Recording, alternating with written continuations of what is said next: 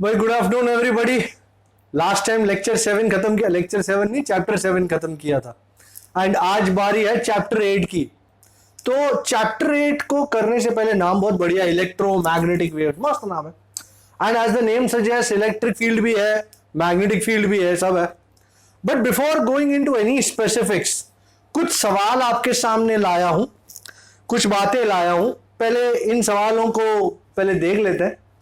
You know, we always knew that a bar magnet produces a magnetic field. This was what we always knew since many years before. 1820 में, this was a part, this was where chapter 4 started. 1820 में Oersted found out that charges in motion, that is electric current, gives rise to a magnetic field. At about the same time, मतलब कुछ साल बाद, Faraday ने experiments किए, Henry ने भी किए, and they saw that a changing magnetic field, that is changing magnetic flux, gives rise to an induced EMF. Induced EMF, how do we define EMF?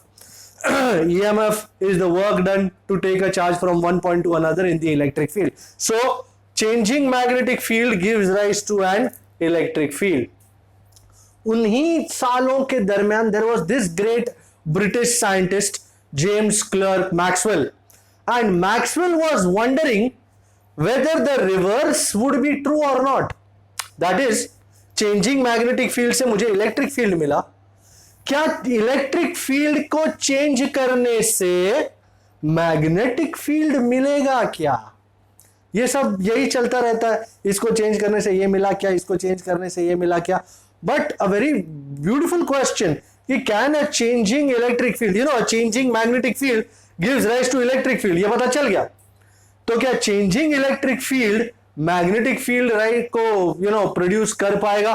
Well, जिसने भी कोई भी चीज ढूंढने की कोशिश की उसको मिल ही गया. जिसने भगवान को भी ढूंढने की कोशिश की उसको फाइनली तो कहीं ना कहीं मिल ही गए. तो वैसा ही है ये. उन्होंने ये क्वेश्चन को सोचने की कोशिश की, पॉसिबल है क्या? And the answer is a resounding yes, absolutely, बिल्कुल ये पॉसिबल है. एंड इस चीज को देखने के लिए हमको एक नई आइडिया की आवश्यकता होगी. I am taking this all off now. So the answer was Y E S. Yes, lovely. तो इस क्वेश्चन के साथ आज का कार्यक्रम शुरू कर रहा हूं मैं. एंड जो टॉपिक शुरू कर रहा हूं वो मैक्सवेल ने ही आइडिया दिया था पूरे टॉपिक का. और देख रहे हो डस्टर भी नया आ गया अपने पास, अच्छा duster, cool. So this idea is called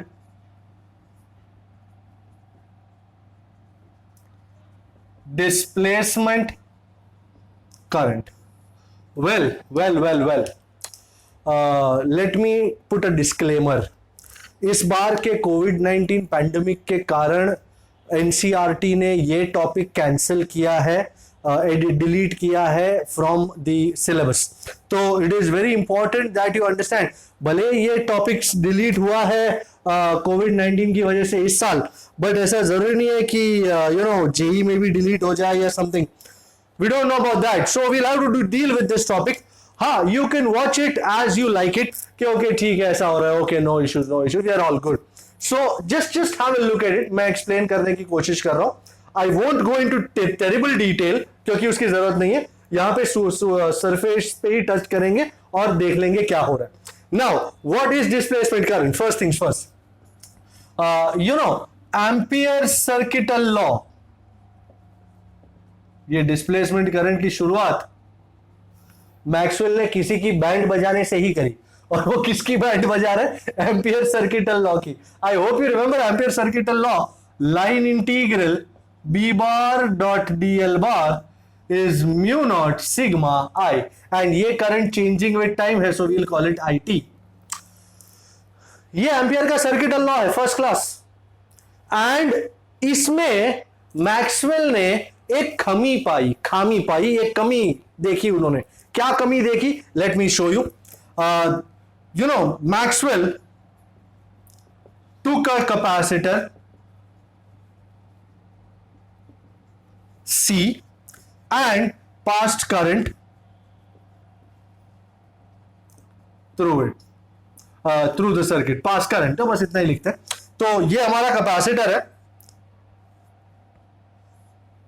छोटा सा है कैपेसिटर, एंड ये करंट आई है, पास हो रहा है. The question is I want to find out the magnetic field. थोड़ा बड़ा बड़ा कैपेसिटर, मजा आएगा. जैसे मैं हमेशा कहता हूं, it's your life, make it large.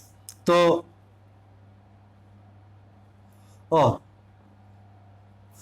यहां पे एक पॉइंट है, let us call it P.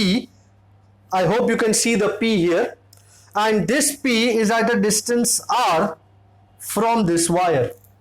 मुझे इस पॉइंट P पे इस करंट की वजह से मैग्नेटिक फील्ड फाइंड करना है.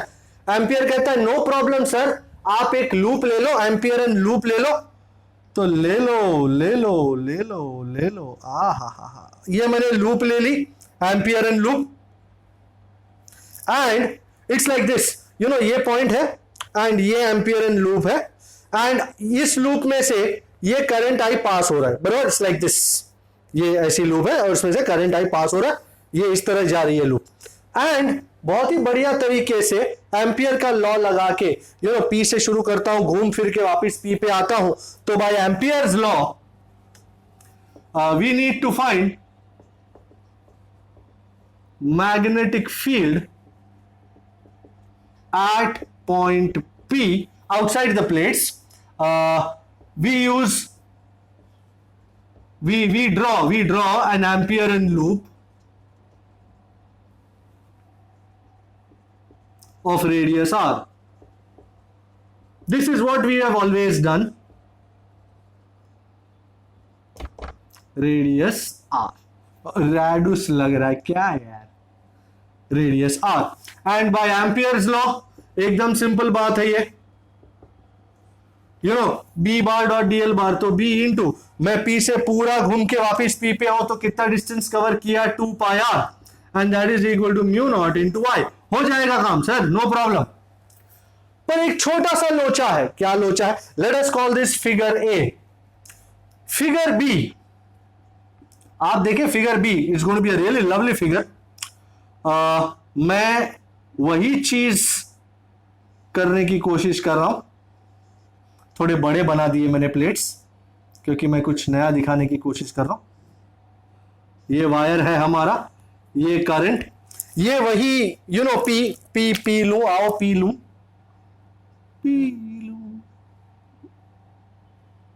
और ये पी का मुंह, एंड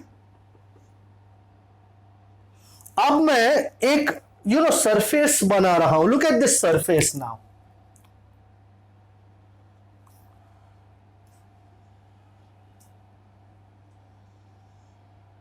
एक घड़े जैसी सरफेस है, यू नो पॉट, घड़ा जिसमें पानी भरते हैं. तो ये घड़े का बेस है और ये उसका मुंह है और ये सरफेस है.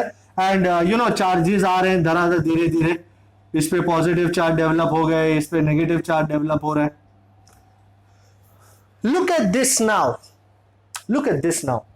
Now, if you look carefully, मैं थोड़ा अच्छा फिगर बना रहा हूं, P वाला.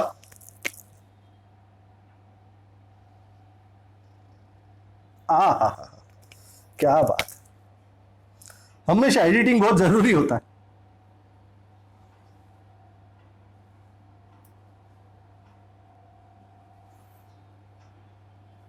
Okay. This is figure B and this is a pot-like surface now, and we would like to find out the magnetic field again. But hold on, मैं कुछ और करने जा रहा हूँ. एक और डायग्राम मैं बनाने जा रहा हूँ. मेरे को जगह मिल नहीं रही है डायग्राम बनाने के लिए. मैं इतना उड़ा रहा हूँ ये डिस्प्लेसमेंट करंट वाला फंडा, क्योंकि अपने को जगह की जरूरत है यार. तो क्या है, ये बेसिक आइडिया मैं उड़ा देता हूँ, क्योंकि यहाँ पे डायग्राम ही सब कुछ है. Same figure, same diagram again, with always some sort of change. Sir आपके डायग्राम बड़े होते जा रहे हैं. भाई काम भी तो बड़ा हो रहा है ना. वही अपना और वही तेरा पी, पर इस बार मैंने थोड़ा सा अलग टाइप का सरफेस लिया है. एक टिफिन बॉक्स जैसा सरफेस लिया है. टिफिन का डब्बा होता है ना, ये टिफिन का डब्बा वाला सरफेस है. ये डब्बे का गोल एंड नीचे वाला ये बेस है टिफिन का, और ये उसका मुंह है. ऑलराइट. तो अपने को क्या मांगता है, वही पॉजिटिव चार्जेस डेवलप हो रहे हैं यहां पे नेगेटिव चार्जेस डेवलप हो रहे हैं। अच्छा, डू यू रिमेंबर कैपेसिटर के दोनों प्लेट्स के बीच में इलेक्ट्रिक फील्ड कैसा होता है? From positive to negative. You agree?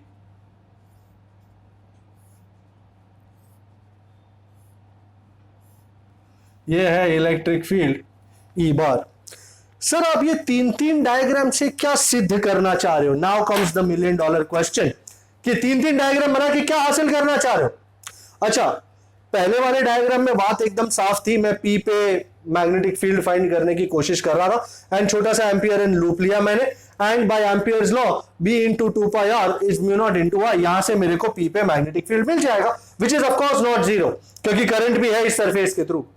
But when I look at this surface, this whole thing and this whole thing, मैं देखता हूं कि राइट हैंड साइड में करंट जीरो रहता है। मैं लेफ्ट हैंड साइड तो लगा दूं B into 2πr, पर राइट हैंड साइड में करंट जीरो होता है। क्यों?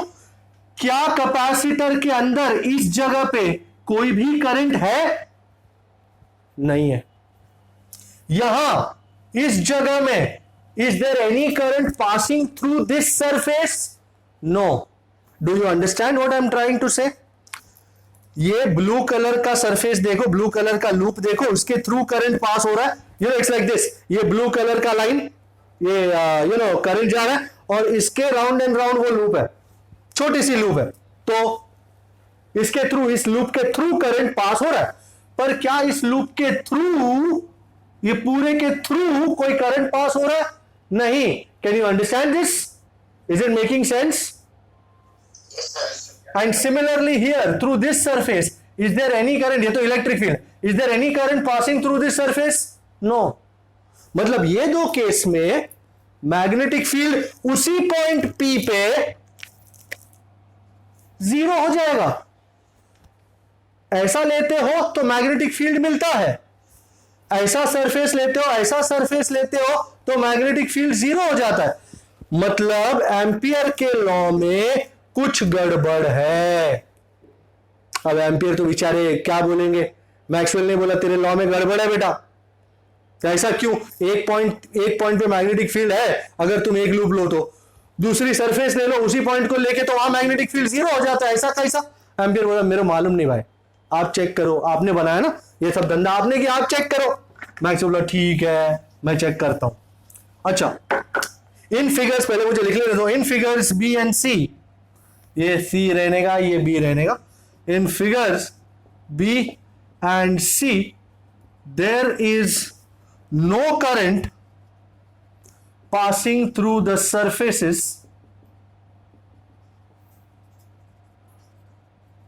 so mag field at P becomes zero, which is not possible here. Sorry sir, which is not possible. एक पॉइंट पे अगर फील्ड है तो है, सरफेस भले कोई भी ले लो पर फील्ड तो होना चाहिए ना वहां पे। तो अब क्वेश्चन ये उठता है कि करंट तो है नहीं, तो भाई फील्ड को बनाने का काम कौन करेगा? इस सरफेस में करंट तो है नहीं, ओके इतना तो दिख रहा है करंट नहीं है, कुछ और है जो कंट्रीब्यूट कर सकता है मैग्नेटिक फील्ड बनाने में। अब तुम जैसे ही सरफेस को देखोगे ना, तुमको काले काले एरो नजर आएंगे। ये काले काले एरो किसके हैं? Electric field. इसका मतलब है भले करंट नहीं है सरफेस के थ्रू, पर इलेक्ट्रिक फील्ड के चेंज होने से वो कंट्रीब्यूट कर सकता है मैग्नेटिक फील्ड बनाने में। So ladies and gentleman, we are approaching the crux of our idea that भले there is no current, no doubt current है ही नहीं, तो कुछ और है जो मैग्नेटिक फील्ड क्रिएट करने में कारगर सिद्ध होगा। हाँ है ना, ये इलेक्ट्रिक फील्ड के वेक्टर्स है ना। सो धो ज्यादा मत धो there is no current, electric current in the surface, but there is electric field between the plates of the capacitor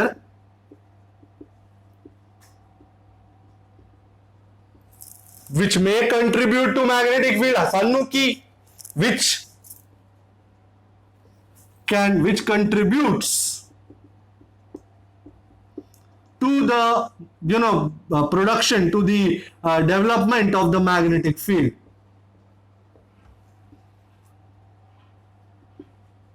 Acha, we already know the capacitor. We've seen it in chapter 2. In a capacitor, what is the electric field between the two plates? I'm sure somebody remembers it as of now. E is sigma by epsilon 0. You remember this? And sigma is what? Q by A. Alright, this was number 1. Now this was number 2. वो number 1 तो गया वो ampere law वाला. So E is sigma by epsilon 0 and sigma is what? Q by A. Now, you remember flux, electric flux, phi E is electric field into area. And electric field into area is what? ये A को मैं ऊपर ले लूं तो E into A, isn't it Q by epsilon 0? And when I differentiate equation number 3 with respect to time, differentiating equation 3 with respect to time,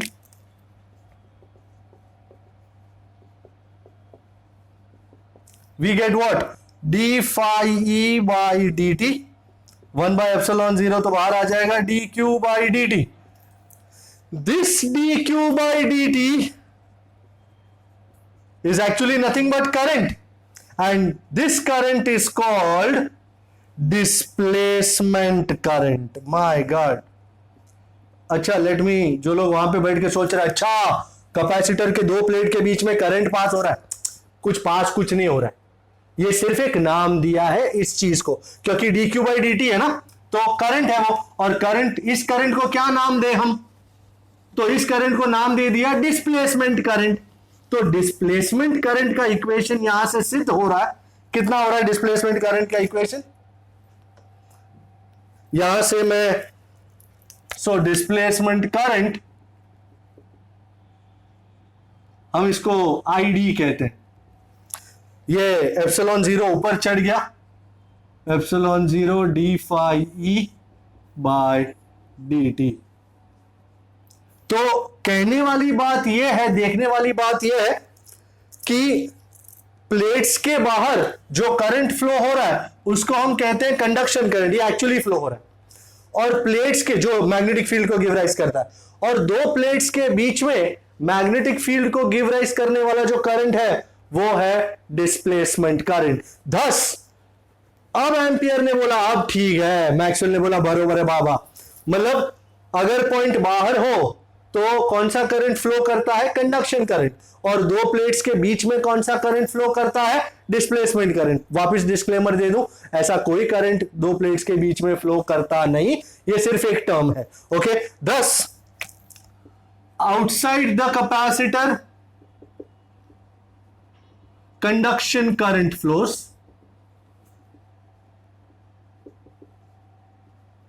इसको कहते हैं IC, and between the two plates, between the plates of the capacitor, displacement current flows, displacement current ID flows. अब बरोबर है, अब कोई tension की बात नहीं है. मतलब पॉइंट अंदर हो या बाहर, हर जगह मैग्नेटिक फील्ड का गठन हो जाएगा. अगर पॉइंट बाहर है तो कंडक्शन करंट रिस्पॉन्सिबल होगा, अंदर है तो डिस्प्लेसमेंट करंट रिस्पॉन्सिबल होगा. सो एम्पियर्स इक्वेशन बिकम्स, जो एम्पियर ने इक्वेशन दिया था उसमें कैसा मस्त चेंज आया वो देखिए. Line integral B bar dot D L bar is mu naught, जो करंट था अकेला पहले आई ही था, पर इसने बोला आई सी प्लस आई डी. बरोबर है. तो कंडक्शन करंट के साथ साथ तुमको डिस्प्लेसमेंट करंट भी लेना पड़ेगा अगर तुमको ये इक्वेशन सही चाहिए तो. So finally line integral B bar dot D L bar is mu naught I C plus mu naught, भाई how much is I D, epsilon 0 D phi E by dt. And this equation, ladies and gentlemen, the equation in blue, it is called Ampere Maxwell's law. This is called, ये इस law को क्या नाम है इसका? It is called ampere Maxwell's law. This is ampere. Maxwell ने अपना नाम घुसेड़ दिया, मस्त. ये मेरा नाम अमर हो जाएगा, मैंने तुमको ये लॉ दिया, तुम एंजॉय करो. सो आप देखें, तुम बोलोगे सर ये अकेला एक करंट था, अब दो हो गए तो डबल नहीं हो जाएगा? नहीं, क्योंकि आप समझो प्लेट्स के बाहर डिस्प्लेसमेंट करंट कितना है? 0. प्लेट्स के बाहर डिस्प्लेसमेंट करंट है ही नहीं, सिर्फ कंडक्शन करंट है. और प्लेट्स के बीच में कंडक्शन करंट कितना है? 0. बात समझ में आ गई? तो प्लेट्स के बीच में सिर्फ डिस्प्लेसमेंट करंट फ्लो करता है. और ये स्कीमेटिक डायग्राम बना देता हूं. सो बाहर ओनली कंडक्शन करंट और अंदर सिर्फ डिस्प्लेसमेंट करंट. अच्छा, अंदर कंडक्शन करंट कितना है? 0.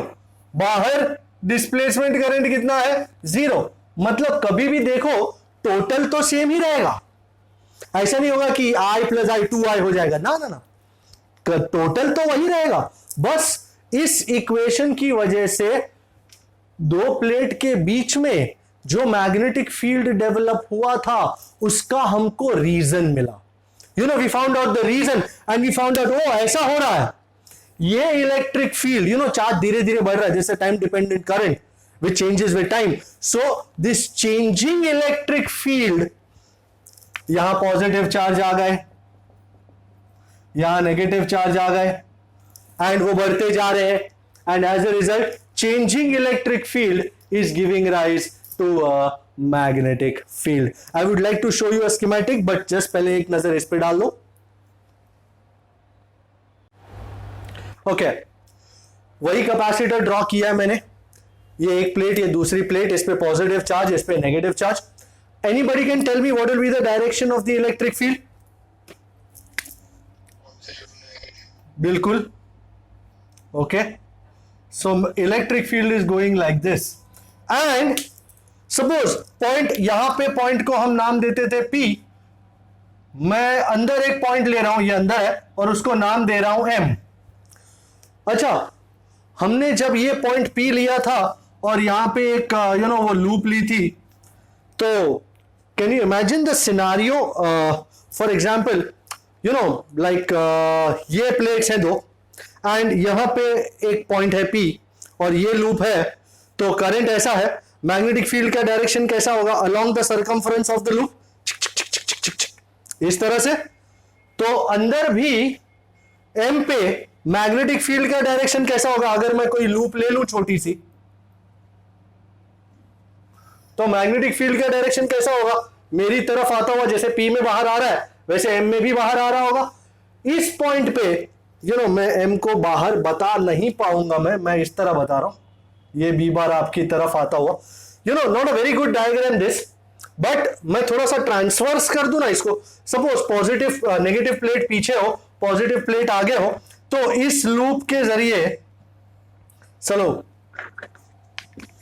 Let me draw a good loop. Suppose I am drawing the electric field. तो सपोज ये पॉजिटिव प्लेट है, मेरे हाथ में ये पॉजिटिव प्लेट है और बोर्ड नेगेटिव प्लेट है. तो मैग्नेटिक फील्ड कैसा, इलेक्ट्रिक फील्ड कैसा जाएगा? अंदर की तरफ. यू सी दिस, ये electric field going inside the board because इसके पीछे नेगेटिव प्लेट है. So here E bar is going inside the plane of the board. And suppose ये है M, ये काला काला जो ये गोला सर्कल है ना, ये रहा. अब मैं फ्रंट व्यू बना रहा हूं, ये साइड व्यू था, ये फ्रंट व्यू बना रहा हूं. एंड ये है पॉइंट M. तो इस M पे मैग्नेटिक फील्ड का डायरेक्शन कैसा दिखाई देगा? You will be surprised. अब ये अच्छा दिखाई दे रहा है, this red colour. Electric field अंदर जा रहा है, मैग्नेटिक फील्ड ऐसा जा रहा है. electric field and magnetic field, they are both perpendicular to each other.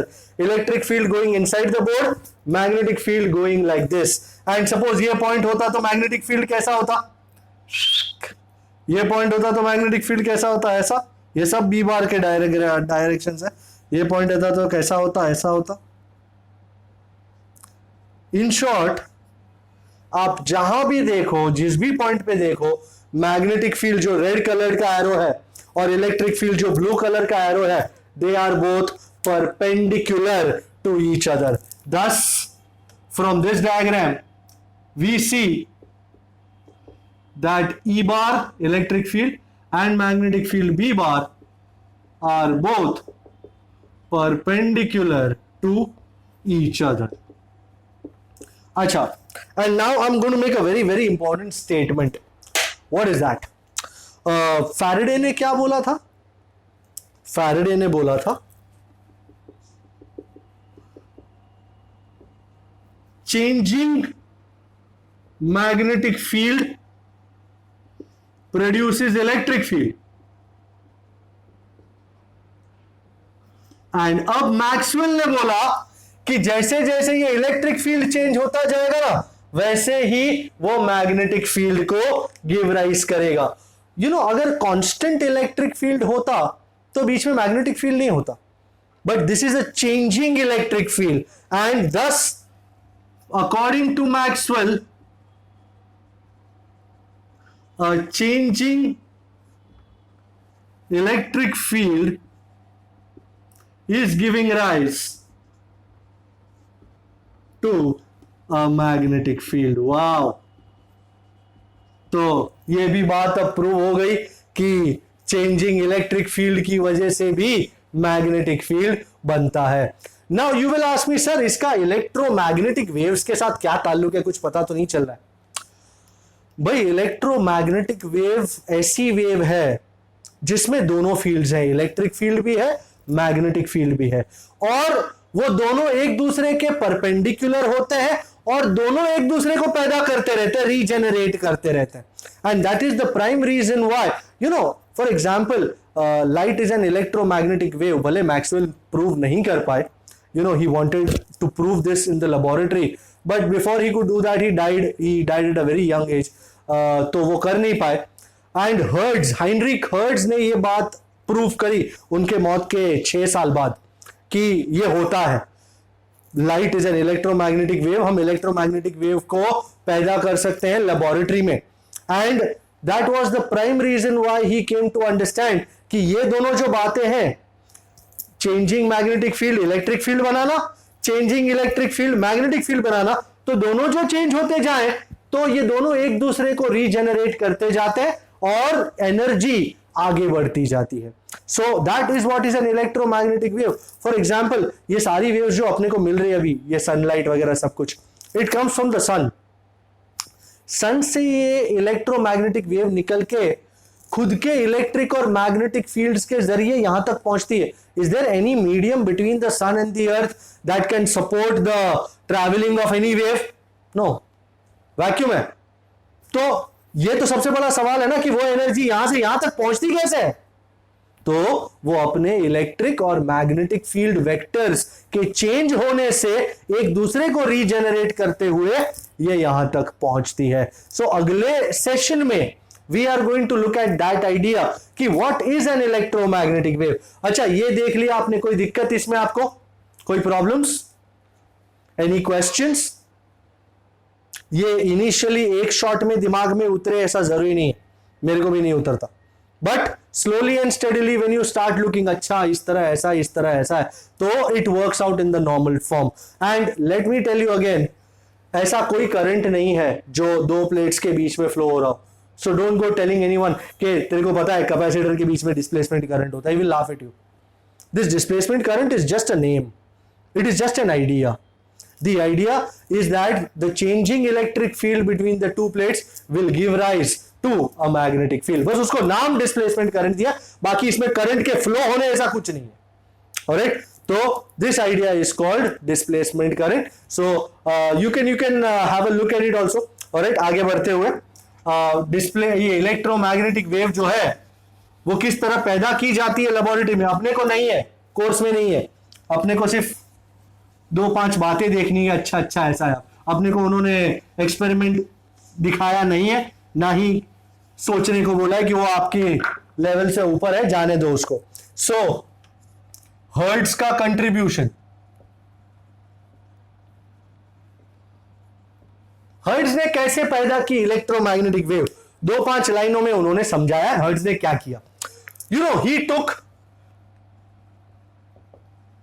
N oscillating electric charge,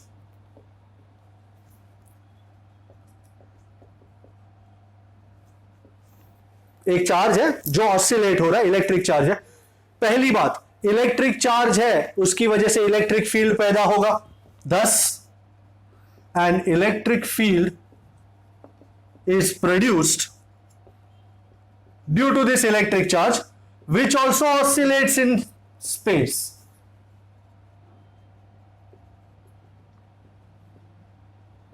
And ये इलेक्ट्रिक फील्ड ऑसिलेट हो रहा है, मतलब चेंज हो रहा है at every point. This changing electric field, changing मतलब oscillating electric field gives rise to a magnetic field, to an oscillating magnetic field. My God. And this oscillating magnetic field, this changing magnetic field gives rise to electric field, and electric field oscillating gives rise to magnetic field. Such oscillating magnetic field gives rise to electric field and vice versa, and this thing, regeneration goes on in space. And आपको अंदाजा है इतना सारा क्या लिख दिया, oscillating charge consider किया मैंने, इलेक्ट्रिक चार्ज है तो इलेक्ट्रिक फील्ड डेवलप होगा which will also be oscillating, that means changing in space. This changing electric field gives rise to magnetic field, magnetic field भी change हो रहा है, and this changing magnetic field gives rise to electric field. तो ये change हो रहा है इसलिए ये बन रहा है, ये चेंज हो रहा है इसलिए ये बन रहा है, तो ये पूरा पहिया घूमता जा रहा है. So and thus goes on in space, and the energy associated with this changing E bar and changing B bar keeps moving on in space, आगे बढ़ती जाती है. वेल ये भी बात है कि इतनी एनर्जी आई कहां से, तो जो ऑसिलेटिंग इलेक्ट्रिक चार्ज है ना, उसको ऑसिलेट कराने में जो एनर्जी यूज कर रहे हो वो इलेक्ट्रिक फील्ड और मैग्नेटिक फील्ड की एनर्जी बनके वो आगे निकल रही है. द फ्रीक्वेंसीज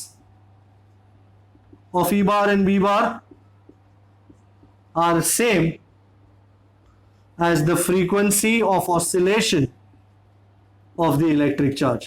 जिस फ्रीक्वेंसी से इलेक्ट्रिक चार्ज ऑसिलेट कर रहा है वही है फ्रीक्वेंसी E बार और B बार की. एंड जैसे मैंने बताया इन दोनों में एनर्जी आती कहां से, तो this energy is given by the oscillating electric charge. whoever agency is oscillating that electric charge, they are providing the required energy. So this is how the electric and magnetic field bar, which are both perpendicular in space, they will move on. And this much is they have told us this much, and now I am presenting to you the best diagram of this whole idea. पूरे electromagnetic waves में ऐसे कोई diagram नहीं है, बस ये एक ही diagram है जो बहुत ही बढ़िया है. एंड जो बंदा इलेक्ट्रॉनिक्स एंड कम्युनिकेशन इंजीनियरिंग लेता है, मैंने तो मुंबई यूनिवर्सिटी से ईसी किया था, तो उसमें सिग्नल्स एंड सिस्टम्स नाम का एक सब्जेक्ट आता है, आई थिंक सेमेस्टर 3 और 4 I think, and this was the first diagram in signals and systems. So this is the diagram of an electromagnetic wave, and to be very frank, it is a fall in love diagram. Electric field में आपको बताऊं, this is a 3-dimensional Cartesian coordinate system. They have called it the x-axis, this is the y-axis, and this is the z-axis. This is the origin. they say electric field E bar is oscillating along the x-axis and the energy is propagating along the z direction. So this is your electric field vectors, which are continuously changing in magnitude. Transverse waves. This is E bar. And magnetic field, you won't believe it,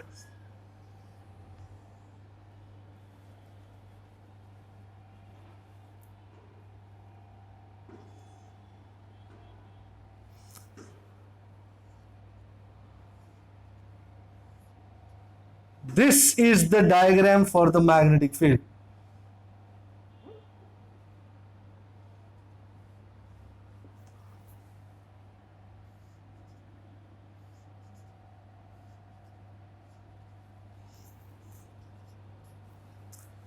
आपको अंदाजा आ रहा है शायद ये diagram इतना भी वो नहीं है, बट इलेक्ट्रिक फील्ड ऐसा जा रहा है, ऐसा ऊपर नीचे oscillating like this. Magnetic field यो जा रहा है, बाहर अंदर like a snake, it's moving like this.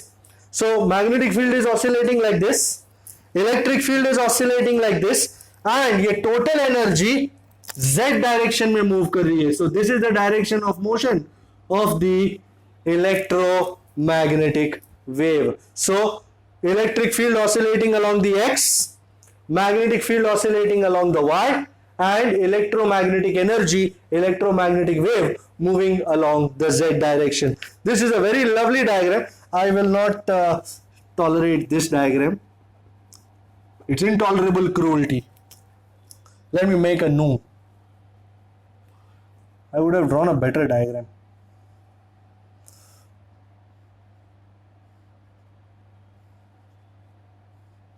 So solely for the want of a better diagram, I've drawn this. Is looking good now. All right. So this is the first idea of electromagnetic wave. So first here, E bar oscillates along x-axis. B bar oscillates along y-axis, and this energy, this EM wave, propagates along z-axis. तो सबसे important देख लीजिए इसको. अब electric और magnetic field के equations निकालने हैं. I am sure you will understand. Electric field का इक्वेशन है Ex is E0. E0 is the maximum amplitude. Sine, you remember that equation, wave equation, y is equal to a sine kx minus omega t. Same old sine kz minus omega t, क्योंकि z direction में move कर रहा है ना. This is equation number 1. Similarly, equation for magnetic field By is B0 sine kz minus omega t. Now it is imperative that you again recall k and omega. Here k is called wave vector, or you used to call it propagation constant. And the equation for k was something like this. K was 2 pi by lambda, and k का ऐसा unit था radian पर metre. Okay, and omega is angular frequency, but of course omega is angular frequency, and omega का equation भी सीधा है. Omega is 2 pi nu, or you can also call it 2 pi by t. Nu is frequency, and इसका ऐसा unit is radian per second. Here nu, lambda is wavelength, nu is frequency, and t is the time period. So we are encountering the first equations of electric and magnetic field in an electromagnetic wave. Ex is E0 sin kz minus omega t. By is B0 sin kz minus omega t. Do I need to tell you that EO and BO are the max values? They are the amplitudes of the electric field and the magnetic field respectively. So E0, do not forget this, E0 and B0 are the amplitudes of electric and magnetic field respectively. And now we go on and look at other characteristics of the electromagnetic wave. हमने पहला characteristic तो लिख ही दिया है, तो ये पूरा topic, अब इसमें से बहुत सारी चीजें टेक्स्ट बुक में नहीं लिखी, बट अपने को न्यूमेरिकल सॉल्व करने हैं तो लिखना पड़ेगा. So number 2, I am keeping this. Number 2, electromagnetic waves move through vacuum with the speed of light. Wow. Did I also tell you light is an electromagnetic wave? Speed of light कितनी होती है जी? 3 into 10 raised to 8 meter per second. Now, क्योंकि E bar और B bar दोनों wave form है, very much like a sinusoidal wave function. तो अगर कोई तुमसे पूछे, I am asking you because I think you know, कोई तुमसे पूछे कि इस इलेक्ट्रिक फील्ड वेक्टर का, इस इलेक्ट्रिक फील्ड की वेव का स्ट्रेंथ कितना है, तो ऐसा कौन सा वैल्यू है जो इस इलेक्ट्रिक फील्ड की वेव का स्ट्रेंथ बता सके? Some term, some quantity, some value. Ever heard of RMS? Very good. Last alternating current में हमने देखा था कि एक पूरी साइकिल हो वोल्टेज की या करंट की, उसमें मैक्सिमम वैल्यू सिर्फ 2 बार आते हैं, ये पॉजिटिव हाफ में, नेगेटिव हाफ में. तो इस वेव का स्ट्रेंथ हमको कौन सी वैल्यू देगी? RMS value. So my third point will be as E bar and B bar are sinusoidal in nature, so their strengths are given by their RMS values. And if I say what is VRMS, what will you tell me? How much is VRMS? How much, buddy? How much? VM by root 2? So ERMS will be maximum value कितना? EO by root 2 and BRMS will be BO by root 2. So this was also a very lovely equation. तो ये ERMS और BRMS का एक और equation हमने find out कर लिया. अब number 4, EM waves propagate along the direction given by, note this very carefully, E bar cross B bar. मतलब इलेक्ट्रोमैग्नेटिक वेव्स कौन सी डायरेक्शन में जाएंगी? In the direction given by the cross product of E bar and B bar. Plain simple है. Last यहां पे जो diagram था याद है? Electric field was along the x axis, मतलब I cap. B bar was along the y axis, मतलब J cap. How much is I cap cross J cap? K cap. So wasn't the electromagnetic wave moving along the Z direction? K cap. Simple. Okay. अब आगे बढ़ते हैं. कुछ और नए नए equation, बस इक्वेशन ही है, उसमें और कुछ है ही नहीं.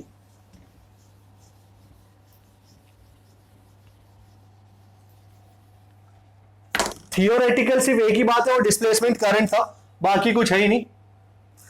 Number 5, in vacuum.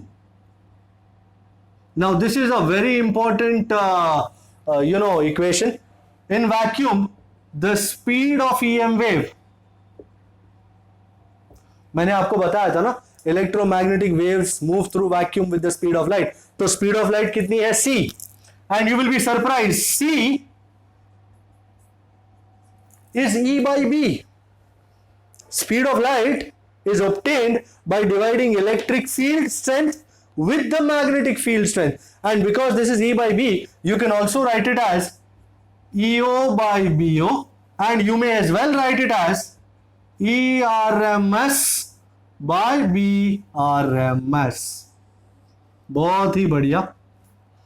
नंबर है ही नहीं, कोई नंबर देते ही नहीं अपने. So, ये बहुत जगह यूज होगा महाराज. C is EO by BO या ई बाई बी या E R M S by B R M S. और क्योंकि वेलोसिटी की ही बात चली है, so velocity of a wave, of any wave, this is a blast from the past. हमने ये चीज वेव्स में की थी, v is omega by k and that is also equal to v is nu lambda। जैसे ऐसे बता रहा हूं, हो सकता है यूज हो जाए, वैसे यूज होगा एक दो न्यूमेरिकल में। सो velocity of any wave v is omega by k, omega is angular frequency, k is wave vector and is also equal to nu lambda, nu is frequency, lambda is wavelength। अच्छा, एक और equation बता रहा हूं जो इसमें नहीं है, ऐसे बहुत सारी इक्वेशन बताऊंगा। अच्छा, in vacuum speed of EM wave, sir अभी तो ऊपर लिखा आपने, हाँ बेटा मैं जानता हूं बेटा, c is 1 by root of mu naught epsilon naught. Oh my God, ये बहुत मस्त इक्वेशन है, चेक कर लो इसको। So as I said, C is 1 by root of mu naught epsilon naught. Mu naught is permeability of free space या vacuum. Epsilon naught is permittivity of free space. Well, I seriously hope आपको याद हो, mu 0 की value है 4 pi into 10 raised to minus 7 tesla metre per ampere and epsilon 0 8.85 into 10 raised to minus 12 coulomb square पर Newton metre square. और उन दोनों को लगाओगे, मल्टीप्लाई करोगे, रूट मारोगे और रेसिप्रोकल करोगे ना, आपको स्पीड ऑफ लाइट की वैल्यू आ जाएगी, मेरी गारंटी है, आप ट्राई करके देखना। So this was number 7, let's go to number 8। अब ये तो वैक्यूम में ऐसा है, पर अगर किसी और मीडियम में इलेक्ट्रोमैग्नेटिक वेव जा रही हो तो उसकी स्पीड कितनी होगी, तो उसके लिए भी इक्वेशन है श्रीमान। In any other medium except vacuum, the speed of EM wave is given as, मस्त equation, V is 1 by, same इसके जैसा ही, बस एक ही छोटा सा फर्क आएगा, यहां पे म्यू नॉट एप्सिलॉन नॉट है वैक्यूम के लिए दोनों, यहां पे it will be mu epsilon. Mu is absolute permeability of the medium, epsilon is absolute permittivity of the medium। so डब्बा डालने दो, दिल धड़कने दो, डब्बा डालने दो। so mu is absolute permeability and epsilon is absolute permittivity of that particular medium। well, I don't need to tell you, do I, that mu can be written as mu naught into mu r. Mu r is relative permeability and epsilon can be written as epsilon 0 into k. Here k is the dielectric constant। वैसे I don't think इसमें कुछ ज्यादा ये रखने को आएगा, but anyways जानना जरूरी है। and mu r, as I said, is relative permeability। so ये इस तरह वर्कआउट करता है, ये इक्वेशंस याद रखिएगा, पता नहीं कब जरूरत पड़ जाए। आगे बढ़ते हैं नंबर 9। एज आई सेड कि electromagnetic waves carry energy and ये energy is due to the energies of both electric as well as magnetic field. तो I would like to have a new blue pen, let's find out if there is, yes we have. So number 9, energy density। now energy density of the electromagnetic wave rho is equal to the energy density of electric field plus energy density of the magnetic field। well, I seriously hope you remember equation for rho e, it was half, very good, rho b half b square by mu naught, very good। And मैंने जो आगे equations देखे, you remember, because as both E bar and B bar are waves, as E bar and B bar are waves, ये सब कुछ equation ये सब नहीं लिखा है उसमें। So we use RMS values. So rho is half epsilon 0 E R M S square plus half B R M S square by mu zero. अब ये तो दो दो है, मुझे एक इक्वेशन में इसको मिक्स करने का है, तो मैं क्या यूज करूं? लास्ट टॉपिक्स में हमने देखा C is E zero by B zero या E R M S by B R M S, तो बी आर एम एस की जगह E R M S by C लगाऊंगा। एंड फिर मैंने देखा C is 1 by root of mu naught epsilon naught, तो यहां पे लगा दूंगा उस चीज को। डोंट वरी अबाउट डेरिवेशंस, उसकी कोई जरूरत नहीं है। फाइनली मुझे क्या इक्वेशन मिलेगा? That is the most important thing. So finally rho is epsilon zero E R M S square. अब if you want you can do it as homework also. Rho is epsilon zero E R M S square या फिर B R M S square by mu zero. वाह क्या बात है, जबरदस्त equation. And ऐसा unit of energy density rho is joule per meter cube. So this was the SI unit of energy density rho. ये equation use कर सकते हो या ये भी कर सकते हो, डिपेंडिंग ऑन आपको क्या मिला है। So rho is epsilon zero E R M S square या B R M S square by mu zero. Let's go to number 10। अब जैसा मैंने कहा था इनमें एनर्जी है, तो whenever they strike on a surface, they impart momentum to that surface, they apply pressure, they apply force on that surface. So my number 10 is going to be on those lines. When an EM wave strikes a surface, it imparts momentum to that surface, and that momentum is given by an equation. Momentum का equation उन्होंने दिया यहां पे। Momentum का equation है P, छोटा p is u by c, where u is the energy and c is the speed of light. u is the energy striking the surface. अच्छा, momentum मिलेगा तो फोर्स आएगा by Newton second law. By Newton's second law force F, force is momentum upon time, तो F will be P क्या है? U by C, तो U by C into T, this is the equation for force. And जब भी force आता है pressure भी आ जाता है। And pressure, anybody equation for pressure? P is F by A। बात है कोई? तो P बड़ा P है ये, U by A C T, U by act। Okay, तो ये इक्वेशंस है मोमेंटम, फोर्स और प्रेशर के।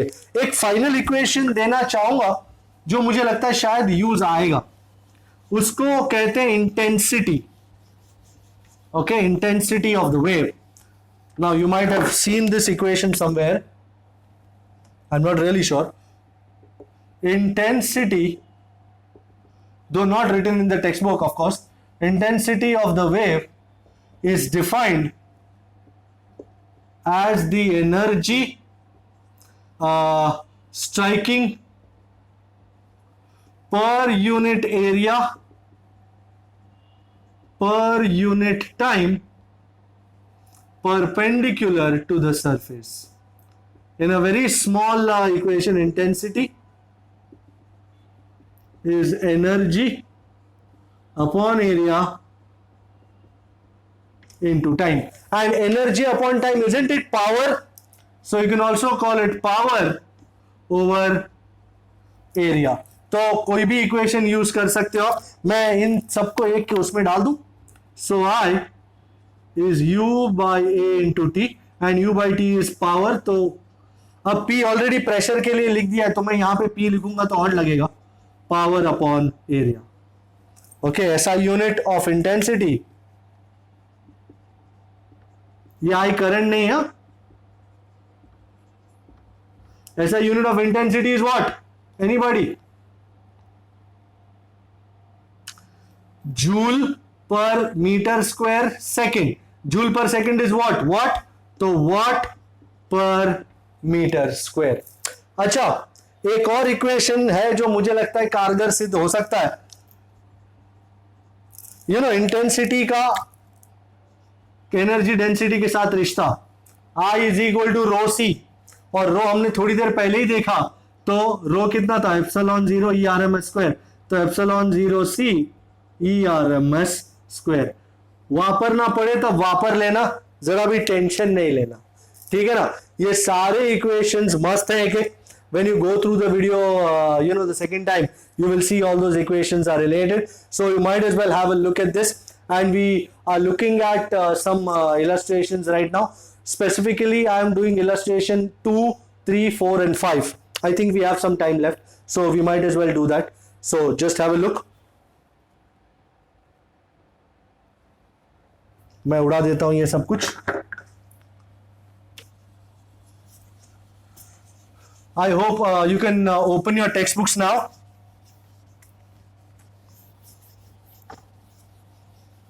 We finished the majority theoretical part of this chapter. Next lecture में इसके uses देख लेंगे, अलग अलग टाइप के electromagnetic waves के, and we'll end the session. So we are looking at illustration number 2, 8.2. Let me find out what that says. So what does illustration 8.2 say? I had a textbook somewhere. Yeah. Okay. Illustration 8.2 is page number 278. Okay, that's 278 for you. What does it say? Let me first write down the data. A plane electromagnetic wave of frequency, so nu is given 25 megahertz, is traveling along x direction. So traveling along x direction at a particular point in space and time, E bar is being given as 6.3 J cap volt per meter. Okay, what is B bar at this point? Simple as it looks. सबसे पहले तो हम ये बोलेंगे we know E by B is equal to C. So the magnitude of B is given as E by C. You will notice magnetic field is quite small as compared to electric field. So 6.3 by what is C? 3 into 10 raised to 8. So this is 2.1 into 10 raised to minus 8 Tesla. पर अकेला उससे काम नहीं चलता, उनको ये भी चाहिए कि मैग्नेटिक फील्ड किस डायरेक्शन में होगा। अच्छा, पहली बात देख लीजिए, can you see electric field is along J cap and electromagnetic wave is along x direction, that is I cap. Magnetic field electric field y axis पे है, प्रोपगेशन x एक्सिस पे है, तो b बार कौन से डायरेक्शन में होगा? z direction. So as E bar is along y axis and wave moves along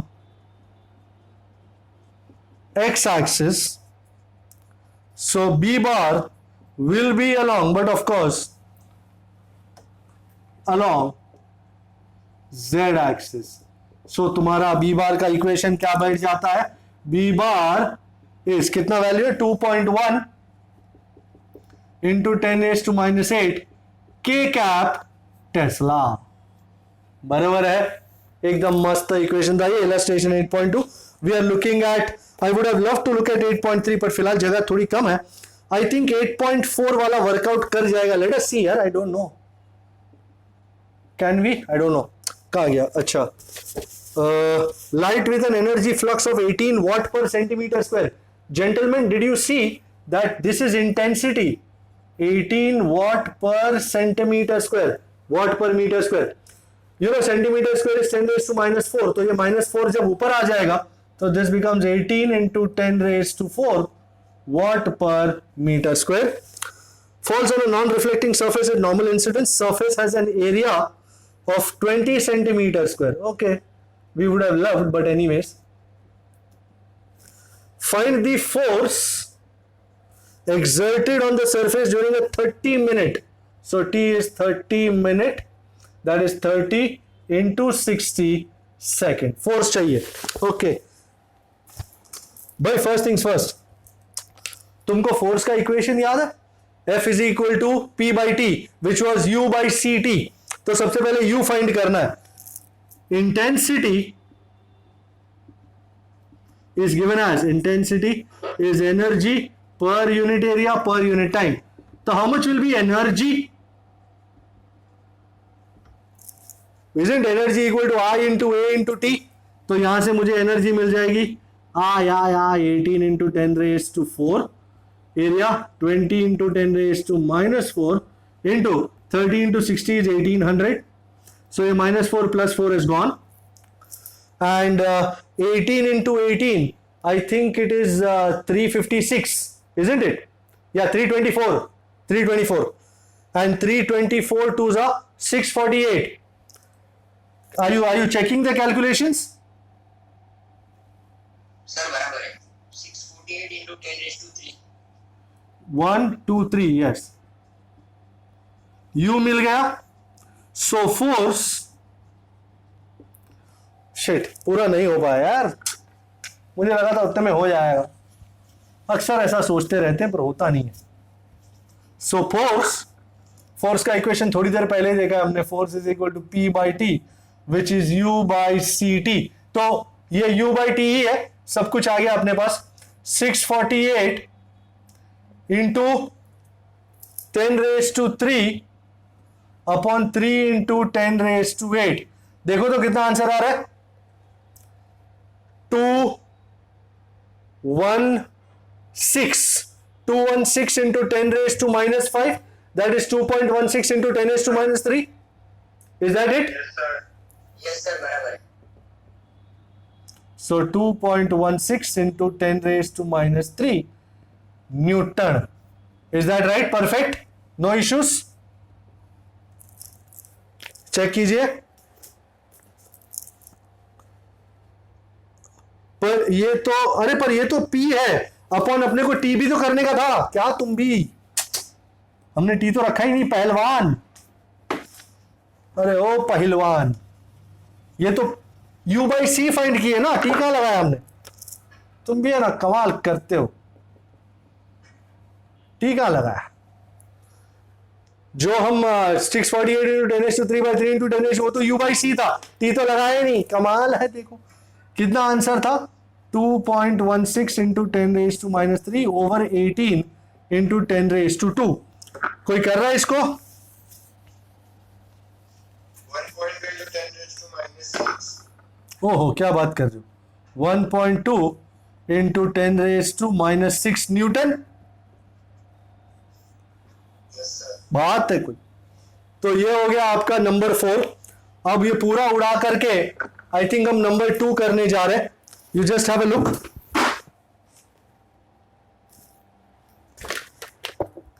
Shit.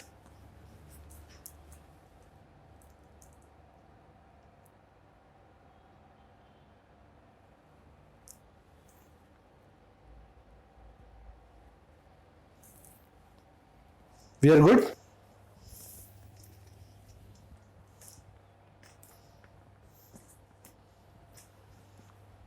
Okay, as I said हम 2 करने जा रहे हैं, 3 करने जा रहे हैं एक्चुअली.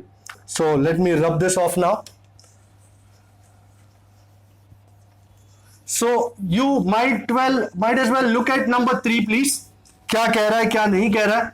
एटलीस्ट इक्वेशन देख लो और उसको हम कंपेयर करने वाले हैं. We are going to compare that. So what is the equation for the magnetic field. They have given us a magnetic field. Illustration 8.3. The magnetic field given as, you can see it is in the y direction, By is 2 into 10 raised to minus 7. Then sine 0.5 into 10 raised to 3x plus 1.5 into 10 raised to 11 t. Okay, this is my equation for magnetic field B bar. कुछ भी करने से पहले wavelength of frequency चाहिए and expression for electric field चाहिए. Okay, सबसे पहली बात, compare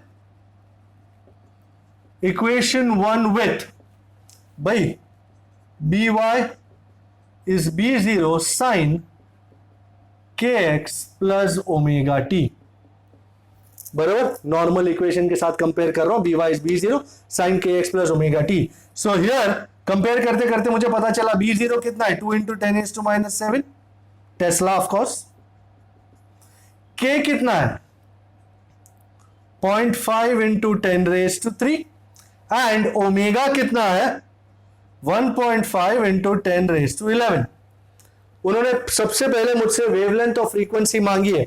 now you know k is 2 pi by lambda, so lambda isn't it 2 pi by k? So lambda 2 pi, so 2 into 3.14 by k is how much? 0.5 into 10⁻³. 2 into 3.14 is 6.28. 6.28 by 0.5, that's 12.56. So 12.56 into 10⁻³ meter. Check. Right? Is it right? Yes, sir. And frequency चाहिए. Also omega is 2 pi nu. तो nu is omega by 2 pi. Omega is how much? 1.5 into 10⁻11. So 1.5 into 10⁻11 over 2 into 3.14. 1.5 divided by 6.28. Anyone? 1.5 divided by 6.28. 0.238 into 10⁻11. So can I write this as 23.8 into 10⁻9 hertz, and 10⁻9 is giga, so 23.8 gigahertz. वैसे इसको भी आप millimetre में लिख ही सकते थे, 12.56 millimetre आप कर ही सकते थे। अच्छा, ऑल्सो अब इलेक्ट्रिक फील्ड का इक्वेशन लिखना है, पार्ट 2 है। नाउ सबसे पहले तो वैल्यू फाइंड करनी पड़ेगी ना, EO by BO is C. So how much is EO? BO into C. तो BO कितना है 2 into 10⁻⁻7 into 3 into 10⁻8. 2 3s are 6, minus 7 plus 8 is 1, so this is 60 volt per meter. अच्छा, I have to write equation for electric field. अब वो electric field x पे होगा, y पे होगा या z पे होगा? सबसे पहले मैग्नेटिक फील्ड किस पे है? y पे। Y पे। तुम्हारा वेव कौन सी डायरेक्शन में जा रहा है? x। तो इलेक्ट्रिक फील्ड z डायरेक्शन में होगा। सो दिस इलेक्ट्रिक फील्ड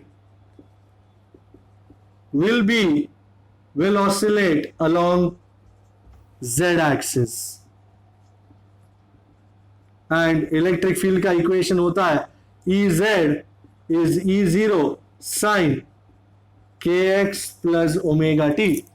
ये साइन के अंदर का मामला तो यही रहेगा, E0 की जगह 60 आ जाएगा, तो मैं ऊपर ही इलेक्ट्रिक फील्ड का इक्वेशन लिख देता हूं ब्लू में। अच्छा, इधर भी आ ही जाता बेचारा। सो Ez is 60 sin 0.5 into 10⁻³ so 1 plus 1.5 into 10⁻11t, and electric field का ऐसा यूनिट वोल्ट पर मीटर। हाँ, काफी लंबा हो गया, पर can you see it? Alright, and अब फाइनल करने जा रहा हूं illustration. I think it is 8.5। Okay, have a look. Okay, so illustration 8.5 क्या कह रहा है? You know there is an electric bulb 100 watt का है, उसकी एफिशिएंसी है 2.5%। Now let me tell you, efficiency का मतलब है कि out of 100 watt only 2.5% is going to get converted into light. So पहली बात, so power available as light as electromagnetic wave is P. Let's call this P dash. So P is 2.5% of P dash. So how much is 2.5% of 100? Sir, 2.5 ही होगा ना? Very, very good. And now radius 3 metre है. So what is the surface area? Area of this surface. समझो, ये point source है बीच में, and light तो हर दिशा में जाएगी, तो डू यू अग्री एक स्फेरिकल एरिया बन जाएगा। तो स्फीयर का एरिया कितना होता है? Area A is 4 pi r square, which is 4 into 3.14 into 3 का square. Anybody giving me this answer? 9 into 12.56 100 and 113.04 metre square. Now सबसे पहले ये आपको इंटेंसिटी का इक्वेशन याद है?